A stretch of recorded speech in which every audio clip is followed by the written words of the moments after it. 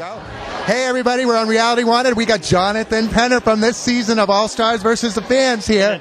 How you doing? I'm doing great. I'm having a great time. We're here at Jay-Z's Club, and a Fair Play threw a party, and we're having fun. What I wanted to say tonight, when Probst asked me about the hardest thing about Survivor, I had two choices, right?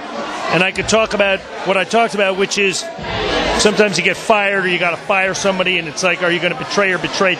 When I originally was going to talk about that, it was either you're going to bang your friend's wife or you're going to walk in and he's banging your wife, right? And then I realized, like, my kids are in the audience, and I never banged another guy's wife while I was married, and I never had any. Nobody ever banged my wife, you know. So I didn't want to say that, like, in front of my kids, you know. So it's like all about getting what's in fired. that drink? No, please. I always tell the truth.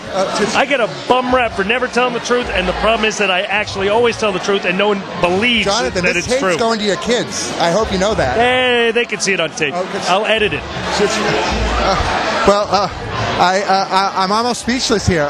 Did you have at least How hard is that to get him speechless? A lot. So, did you have a good season otherwise from the injury?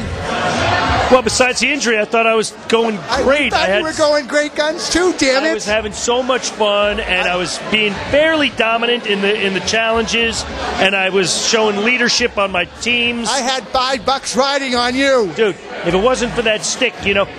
And Joel was funny tonight. He's like, "You took one for your team, man. You took it. That's what a leader does." So nobody else had to find that frickin' stick with their leg. I'm like, well, that's a nice way to look at it. I guess that's true, you know. But yeah, if you imagine Parvati or Sari hitting that stick instead of me, what would the game have looked like, right? You know, right. So the whole thing would have been different. They got a big break, but you know what? To their fantastic credit, and I give Parvati all the credit in the world, because I had her in my sights from day one. I was trying to take her out, and she pulled her head out of that noose every time, and she totally deserves $1 million. Maybe she placed that stick in the way of you. Maybe she did that. You know, this was the season of the witch, wasn't it? And the final 4 horsewomen of the apocalypse. It was awful. I pictured Eric in the middle of a pentagram with these 5 ghouls surrounding him. They were stirring the pot. Literally stirring the pot. What's the stirring the pot thing? Jesus, what was that Christmas thing? pudding. Come on, let's stir our own pot here. Yeah. Talk about the evil witch women of Wild Women of Wongo. It's terrible. All right, you talk now. Oh, what's going on with you in the future? Well, I have a book coming out. It's either September or October.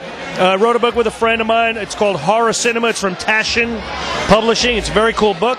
And my wife and I are always writing stuff. We have some TV things and some movie things. Does it have anything about witches in it? Yeah, of course there's witches.